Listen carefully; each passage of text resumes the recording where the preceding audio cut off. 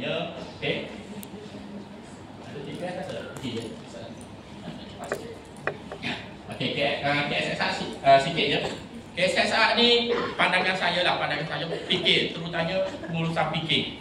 Bagaimana kita nak bantu guru kita di peringkat pengurusan kefahaman KSSR. Dalam online sekarang ni dia banyak dia buat wacana online bersifatkan bedah di SKP. Faham tak? Maksudnya kebanyakan guru-guru di peringkat KPN, terutamanya pada 2027 nanti dia ada kurikulum baru. Bermula 2027 kurikulum baru, tahun depan akan ada penataran kurikulum bagi tahun 1. Jadi biasanya untuk penataran tu dia akan buka sebab dia akan buat online dan juga ni. Kalau dia tak buat online tu, antara ladang yang boleh buat, cari fikir sekolah kebangsaan yang paling dekat, minta dia bagi top. Sebab untuk maklumat antum lah, maklumat ada slide tapi tak sempat letak. Untuk kurikulum baru nanti dia akan pecah pada 3 tahap. Untuk sekolah rendah, tahap 1, 1, 2, 3, 4, 5, 6. Tahap 1, 2 dia fokus kepada literasi numerasi dengan inilah Linux. Sebab 2019 Linux telah dihazahkan, telah dimatikan. Tapi bila masa kemajanian murid terlalu ramai yang butuh huruf, kembalikan balik huruf Linux tu. Maka akan diserap balik pada tahun tahap 1 untuk 2027. Dan ada beberapa subjek yang baru akan diperkenalkan dan yang tu akan dinilah pada 2020. Tahun depan akan mula dulu dengan pra. Biasa pasti akan dapat efek lah. Dia akan tengok. Biasanya banyakkan KPN ni dia akan rujuk yang bawah pas sebenarnya untuk maklumat tu. Apa-apa perubahan ni dia akan tak ada sebut. Kecup. Okey. Dia boleh rujuk. Ada side effect tu saya bukan. Okey. Maksudnya di sini apa yang kita kena faham, kurikulum ni dia bersifat dinamik. Setiap 5 tahun wajib setiap minimum 5 tahun wajib diubah. Macam kita dah bermula tahun depan cukup sedekat. Untuk maklumat antum, TQS pun baru cukup dia panggil apa, betul-betul matang adalah tahun ni dah. Sebab sebelum ni kita fokus pada, maksudnya ini adalah tahun ke-6 untuk betul-betul TQS. Kita tak termasuk yang PDPR dengan hybrid punya tahun dah. Okay, nanti ada terima kasih. Okay, next. Terima kasih. Bagi semua mengatur. Okay. Okay semua. Okay. Untuk KSR, settle untuk diniah. Okay, untuk dini, ada 2 subjek anda minta terang untuk antum cuba fokuskan. Yang pertama, KSSR, tolong fokus yang KPN tadi, penataran dan semuanya, minta bantuan cikgu SK. Siapa yang nak kena urus, cikgu fikirlah tolong urus benda ni. Sebab berkaitan dengan KSSR ni, kita perlu orang yang betul-betul authority, yang faham lah. Kebanyakan parent yang mengajar SK dia sangat-sangat membantu. Kalau boleh, terutamanya dari segi minta soalan ke dari segi ni lah, buat kelas ke dan sebagainya. Okay. Seterusnya dari segi dini UPKK khususnya. UPKK ni kalau di peringkat pentadbir, anda minta sangat untuk antum fokuskan dari segi pencapaian murid, fokus pada UPKK lah. Jadi antara kaedah gerak tempuh biasanya kita target 5,000 ataupun 1,000 lah, 1,000 soalan untuk dijawab, betul tak? Jadi time frame tu perlu dibuat secara khusus. Contoh tahun ni gerak tempuh ada tak? Ada rancang tak? Okey, kalau mana-mana sekolah tak pernah buat lagi, cuba tanya mana-mana fikir kat sini, macam mana dia orang target untuk gerak tempuh. Sangat penting. Sebab apa? Sekarang ni orang melihat seriti dari segi kemenjadian dan segi analisis peperiksaan. Kebanyakan sebab sekarang ni pun kita di peringkat seriti pusat, kita cuba penjenamaan seriti tu. Kita nak melahirkan jawapan nampak seriti ni adalah satu alternatif sistem pendidikan yang bila masa kita memerintah nanti, ini model yang kita akan bentangkan dekat Malaysia. Okey Okey, settle KSSR penutup. Okey, terus anda nak fokus directly, anda nak fokus terus kepada TQS lah. Okey. Secara umumnya kurikulum di seriti anda fokuskan, anda ambil 2 dulu, kurikulum kafah. Okey. Bila masa kita nak mengubah kurikulum tahfiz Quran, sebenarnya dulu kita ada 2 pandangan. Anda cerita dulu umumnya baru 2016. Pada umumnya kita ada 2 pandangan, adakah kita nak buat satu kurikulum yang bersifat hafazan macam biasa, berjuzuk, ataupun kurikulum yang menepati falsafah seriti itu sendiri. Okey? Maka pembincangan daripada itu 2016 Dr. Nasir dapat satu punca kuasa daripada meeting, maka kita bersetuju untuk melaksanakan kurikulum tahfiz Quran Sunnah ataupun kurikulum Al-Quran dan Al-Sunnah, TQS. Okey. Maka bermula 2016, waktu tu kita ubah dari segi standard ya. Dan untuk makluman antum, kurikulum ini diguna di bawah geran Dr. Nasilah secara rasmi. Bermula daripada tu kita buat pilot test pertama. Sebenarnya untuk makluman antum, TQS bukan buku tu kan. Sebenarnya kandungan TQS yang pertama adalah 11 juzuk. 11 juzuk. Banyaklah. Bila masa kita buat pilot test, kita dapati bahawa yang pertama bila masa antara istilah yang kita guna tahfiz. Sebenarnya di peringkat sekolah rendah tak boleh guna istilah tahfiz.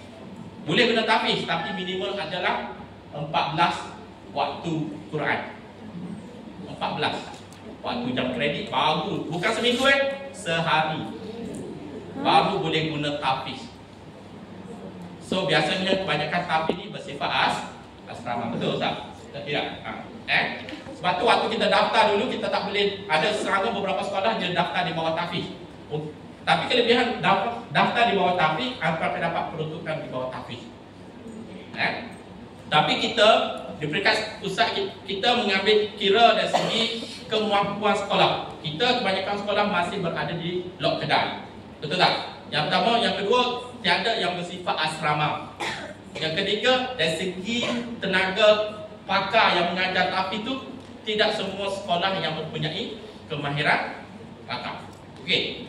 Jadi kita ambil kira untuk kita ubah yang bersifat bagaimana kita nak melahirkan murid bukan hanya menghafal semata-mata, tapi yang mempunyai kemahiran menghafal dan juga kemahiran bagaimana dia menghayati kefahaman berkaitan dengan apa yang dia hafal. Lebih kurang macam itulah ada secara umumnya. Maka daripada itu lahirlah TQS. Daripada 11 juzuk turun kepada 6 juzuk, kita buat pilot test lagi turunlah kepada 3 juzuk. Dan untuk maklumat antum, buku yang antum tengok sekarang ni adalah draft 5.0. TQS 1 5.0. Maksudnya buku yang antum pegang adalah semakan kali ke-5. Dan untuk maklumat antum, kami pun dah buat satu survey dan sebagainya. Kemungkinan akan keluar lagi buku TQS pada 2027 yang baru. Apa perubahan dia? Anda cerita sikit. Untuk kandungan sekarang ni, buku yang kita buat sebenarnya buku TQS berpandukan 40 minggu. Sebab tu antum tengok besar. Kebanyakan buku teks yang dirubah oleh KPM hanya berpandukan 32 minggu. Jadi sebab tu kami perlukan antum buat laksanakan benda ni. Sebab kita nak dapat feedback. Apa tema yang sesuai, apa pilihan, apa kekurangan yang kita hadapi dan sebagainya. Dan kebanyakan kami dapat respon adalah melibatkan waktu tak cukup.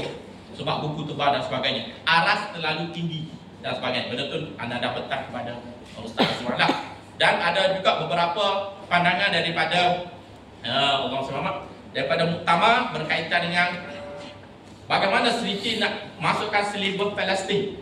Maka pada 2027 nanti akan ada buku TQS yang ada tema Palestin dan sebagainya lah. Okey, TQS ni kalau aku tengok, ini antara hafazan yang kita catat. Jadi mungkin yang akan dikeluarkan nanti. Berapa ni? Kosong.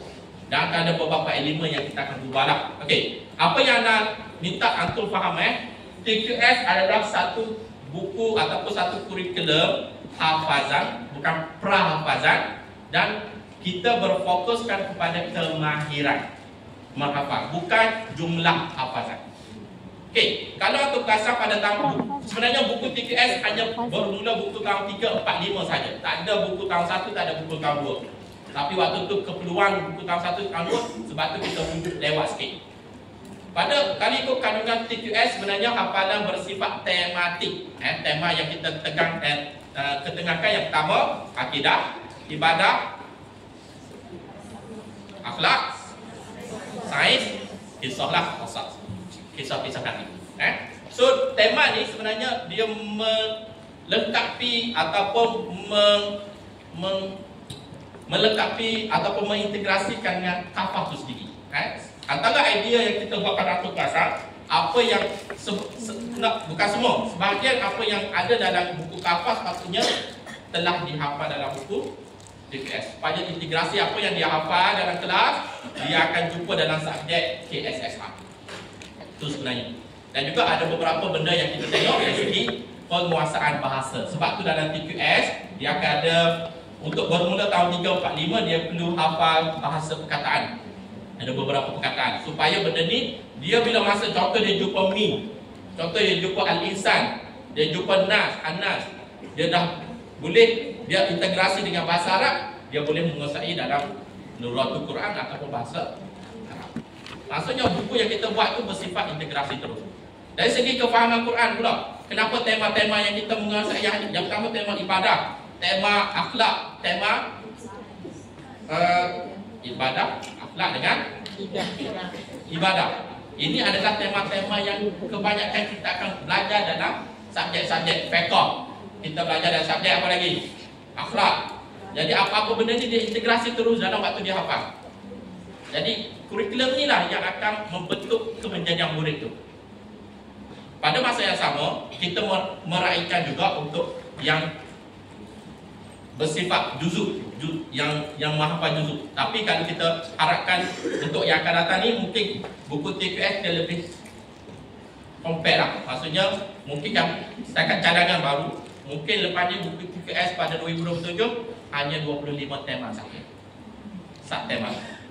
Jadi bila masa guru habiskan buku TQS tu, budak terus boleh menghafal mengikut juzuk.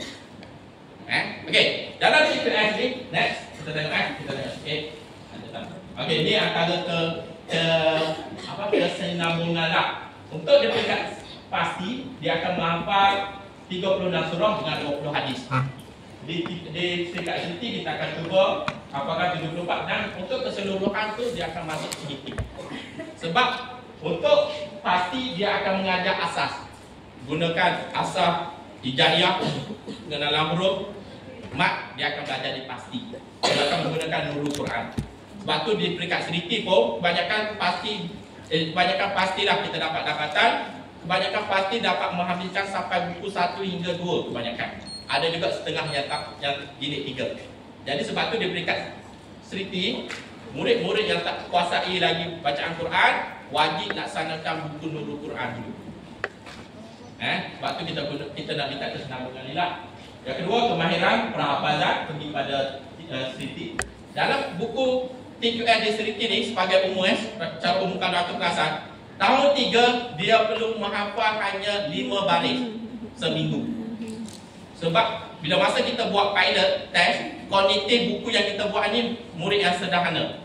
Murid yang sederhana ni maksudnya dia baca tu sehari dia boleh hantar 1 potongan je. Setiap minggu kita target untuk murid tu habis 5 baris saja. Tapi bila masa dia pergi tahun 4, kita tengok kognitif dia berkembang. So dia daripada 5 dia akan jadi 8 baris.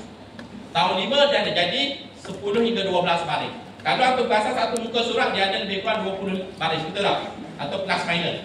Kalau kita pergi kepada DQ untuk interview, dia akan bagi satu muka setengah jam ke apa.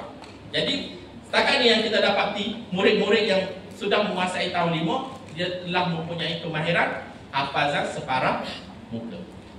Maksudnya apa yang kami nak tekankan di sini adalah kemahiran menghafal.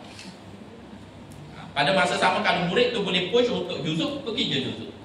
Kenapa TQS kita laksanakan di sini? Yang pertama dari segi kaedah, kalau kognitif dia adalah kemahiran, psikomotor dia adalah kemahiran menghafal. Pada masa sama juga kalau aku perasan buku TQS ini dia ada penulisan. Sekarang ni famous, betul tak? Abu Yaqsi tu. Dalam kaedah dia panggil tahrir.